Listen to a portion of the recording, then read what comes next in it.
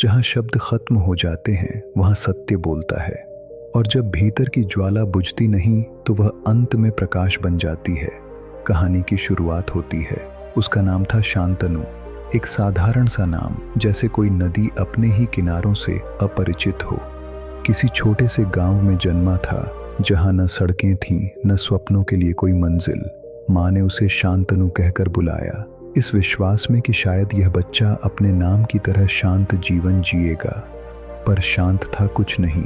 उसकी आंखों में बेचैनी का समुंदर था, जिसे सब कहते थे ज्यादा सोचता है ये लड़का। कभी लकड़ियां काटता, कभी कुएं से पानी भरता, तो कभी चुपचाप खेतों में बैठकर मिट्टी को घूरता। किसी को नहीं पता था कि वह मिट्टी में रास्ता नहीं, उत्तर खोजता था। कुछ बच्चे किताबों से नहीं, दुनिया की खामोशी से पढ़ते हैं। एक बार स्कूल में मास्टर ने पूछा, बड़ा होकर क्या बनेगा तू शांतनु? सब हंस पड़े और उसने कहा, मैं वो बनूंगा जो कभी मिटे नहीं। मास्टर डांटने लगा, बकवास मत कर, भगवान बनने चला है। उसने कहा, नहीं, मैं कुछ नहीं बनना चाहता, मैं बस जानना चाहता हूँ कि मैं हूँ कौन। उस दिन के बाद शांतनु और अकेला हो गया। गांव के बच्चे उससे कटने लगे। लोगों ने कहना शुरू कर दिया, ये लड़का ठीक नहीं है। पर उसके भीतर कुछ उठ चुका था, कोई ऐसी जिज्ञासा जो पेट की भूख से भी बड़ी थी। उसका संघर्ष यहीं से शुरू हुआ, एक ऐसे सवाल की आग जिसमें न रोटी जलती थी न रिश्ते, सिर्फ अस्तित्व।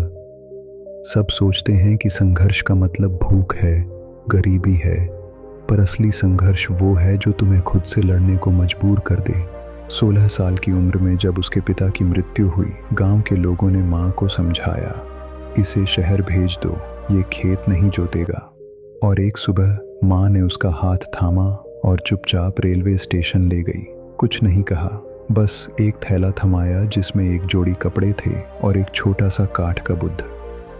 ये तुम्हारे पिताजी की चीज थी, वो जब थक जाते थे इसके सामने चुपचाप बैठते थे। तू जहां भी जा, इस बुद्ध के आगे बैठकर कुछ देर मौन जरूर बैठना। वो ट्रेन पकड़ ली और उस दिन पहली बार शांतनु ने जाना कि दुनिया की सबसे लंबी यात्राएं बाहर नहीं, भीतर होती हैं। शहर में सब तेज था, लोग भी, चाय भी और दुख भी। शांतनु ने एक मंदिर में रहने की जगह पाली।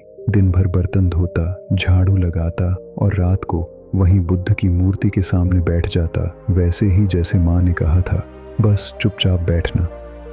धीरे धीरे उसकी यह मौन की आदत बन गई। लोग कहते, पागल है ये लड़का, बोलता ही नहीं।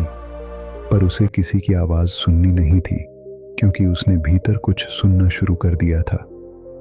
जब तुम मौन होते हो तो तुम्हारे अंदर वो बोलता है जिसे तुम पूरी उम्र ढूंढते रहे हो। एक रात बहुत बारिश हो रही थी, मंदिर की छत टपक रही थी। शांतनु भीग गया लेकिन उठकर भागा नहीं, बस बुद्ध की मूर्ति के आगे बैठा रहा। प्रभु, क्या मुझे जीवन भर बस मौन ही रहना है? उसने पहली बार भीतर पूछा और उसे उत्तर मिला, नहीं, तू मौन में इतना गहरा जा कि जब बोले तो लोग मौन में चले जाएं। उस रात उसकी आंखें खुली की खुली रह गईं। वो कुछ समझा नहीं, पर कुछ छूट गया था उसके भीतर से। जैसे कोई डर जो तुम्हारी सांसों में था, वो बह गया हो। जिंदगी कोई साधना नहीं मांगती, पर जो साधता है वो ही असल में जीता है। शहर में जहां हर कोई भाग रहा था, वहां शांतनु एक निर्माण स्थल पर काम करने लगा। दिन भर ईंटें ढोता, पसीने से भीगता और रात को उसी मंदिर के एक कोने में अपने टूटे हुए बिस्तर पर बुद्ध की मूर्ति सामने रख मौन बैठता। लोग मजाक उड़ाते, ओह स्वामी, ईंटों के ढेर पे बैठकर ध्यान करेगा। पर शांतनु मुस्कुरा देता। जिसने खुद को जानना शुरू कर दिया, उसका अपमान भी जैसे फूल हो जाता है।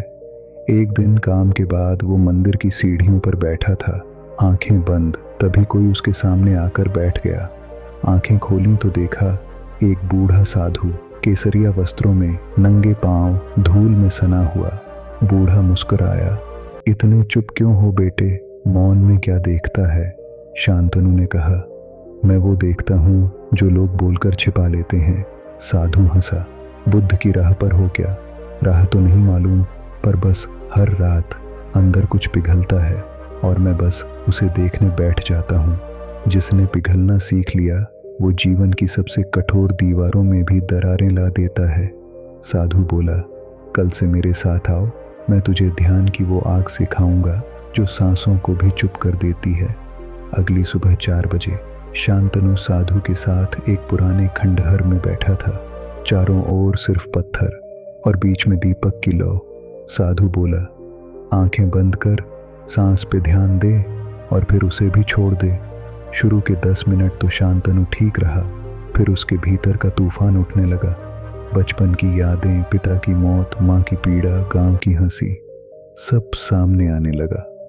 वो कांपने लगा, रोना चाहता था, पर साधु ने कहा, मौन रह, इस रोने को भी सुन, पर खुद मत रो। ध्यान में सिर्फ देख जो तू देख नहीं पाया जिंदगी भर। 45 मिनट बाद जब उसने आंखें खोली तो लगा जैसे भीतर कोई पहाड़ गिर चुका हो। सांस गहरी थी, पर मन जैसे शून्य। किसी ने सब ध्वनि खींच ली थी और वहां अब सिर्फ मौन था। धीरे धीरे उसने रोज 2 घंटे ध्यान करना शुरू कर दिया। काम के बाद थक कर, टूट कर वो साधु के साथ बैठता और भीतर उतरता। कुछ प्रश्न हर रोज आते। मैं कौन हूं? क्या सचमुच कोई आत्मा होती है? क्या यह दुख मेरा है या बस एक चलती हुई छाया? शरीर से परे जब विचार भी थक जाएं तब आत्मा बोलती है। वो खुद से बात करना सीख गया था, बिना शब्दों के। एक दिन किसी ने उसे एक चिट्ठी दी। गांव से थी, माँ की। बेटा, तू जवाब नहीं देता, पर मुझे यकीन है तू जीवित है। यहाँ बारिश से घर की दीवार गिर गई है, पर कोई चिंता नहीं, बस एक बार तुझसे मिलना चाहती हूँ। तेरी वो मूर्ति अब भी मेरे कमरे में है, जैसे तू हर दिन मेरे साथ ध्यान करता हो।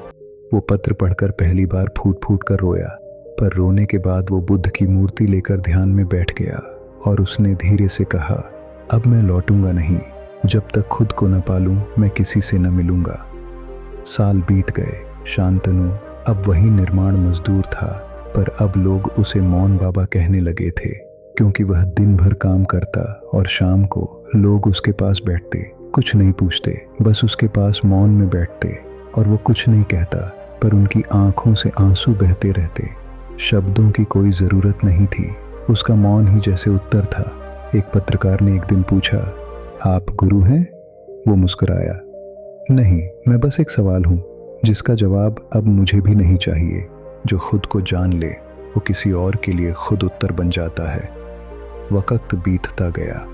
अब मंदिर के बाहर हर शाम 8 से 10 लोग जमा हो जाते थे। किसी को नींद नहीं आती थी, किसी का बेटा नशे में डूबा था, कोई विधवा थी जो बस सिसकती थी, तो कोई नौजवान जिसने जिंदगी से भरोसा खो दिया था।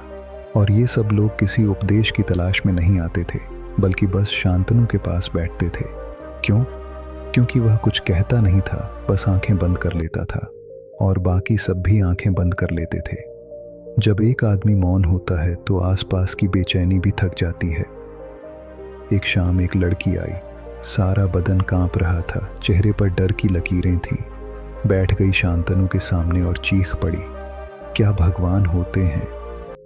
अगर हैं तो उन्होंने मेरे साथ ये क्यों किया? बाकी सब लोग चौंक गए, पर शांतनु ने आंखें नहीं खोली, बस बहुत धीरे से कहा, ईश्वर वो नहीं जो कुछ करता है, ईश्वर वो है जो तुम्हारे साथ मौन में बैठता है जब सबने मुंह मोड़ लिया हो। लड़की चुप हो गई, आंखें भर आईं। वो धीरे से शांतनु के पास आई और बोली, तुम कुछ नहीं कहो, मैं रोज आऊंगी, क्योंकि अब मैं अकेली नहीं हूँ।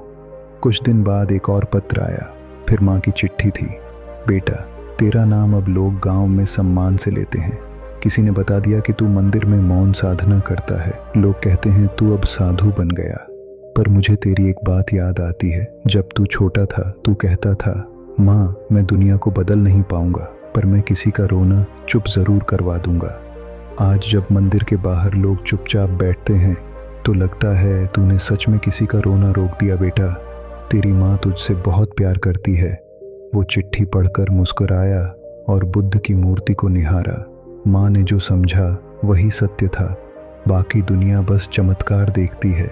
कुछ ही समय बाद एक बूढ़ा आदमी मंदिर आया, बहुत बीमार था। बोला, डॉक्टर ने कह दिया है कुछ ही दिन है, मैं घर नहीं जाऊंगा, मैं यहीं मरना चाहता हूँ, तेरे पास, तेरे मौन में। शांतनु ने कुछ नहीं कहा, बस उसे अपने पास बैठा लिया। अगले 6 दिन वह बूढ़ा वहीं था, हर शाम ध्यान में बैठता, और कभी कभी तो मृत्यु से पहले उसकी आंखों में ऐसी शांति होती जैसे कोई बच्चा माँ की गोद में हो। छठे दिन वह चुपचाप ध्यान में ही सो गया और फिर उठा ही नहीं। लोग घबरा गए, पर शांतनु मुस्कुराया और बोला, वो गया नहीं है, वो अभी भीतर और गहरा बैठा है। धीरे धीरे लोग जिद करने लगे कि शांतनु कुछ बोले। आपने क्या सीखा? आपको क्या अनुभव हुआ? आप क्या सिखाना चाहते हैं? शांतनु ने बहुत समय तक चुप्पी बनाए रखी, पर एक दिन एक अनपढ़ बूढ़ा आदमी आकर बोला, मुझे शब्दों में कुछ दो, मेरी बीवी अब नहीं रही और मैं जीना भूल गया हूँ। शांतनु ने पहली बार लिखना शुरू किया, बहुत धीरे धीरे, कागज पर सिर्फ यही लिखा, जब तुम हार जाते हो तो कुछ नया शुरू होता है। तुम्हारा दुख तुम्हारा अंत नहीं, तुम्हारे मौन की शुरुआत है। वो बूढ़ा हंस पड़ा और बोला, ये एक पन्ना ही बहुत है, अब मैं रोज इसे पढ़कर बैठूंगा। एक दिन 15 साल बाद शांतनु चुपचाप गांव लौटा। कोई जुलूस नहीं, कोई माला नहीं, बस वही काठ की बुद्ध मूर्ति हाथ में। घर के टूटे हुए दीवार के पास पहुंचा और माँ वहीं बैठी थी। उसने कोई सवाल नहीं किया, बस बेटे को देखा और आंसू गिरते चले गए।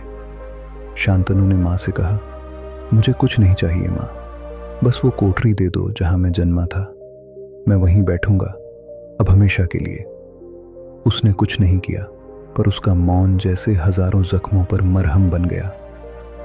सुनो, अगर तुम कभी मौन में बैठो तो हो सकता है शांतनु की छाया तुम्हारे पास भी बैठी हो, और तब तुम समझोगे कि सबसे बड़ा उत्तर कभी कहा नहीं जाता, बस अनुभव किया जाता है। यह थी बुद्धा ज्ञान की ओर से एक सच्चे मौन और आत्मज्ञान की कहानी। अगर आप ध्यान, संघर्ष और भीतर उतरने की यात्रा में हैं, तो शांतनु अब आपका भी साथी है। बस मौन में एक दीपक जलाइए और बैठ जाइए।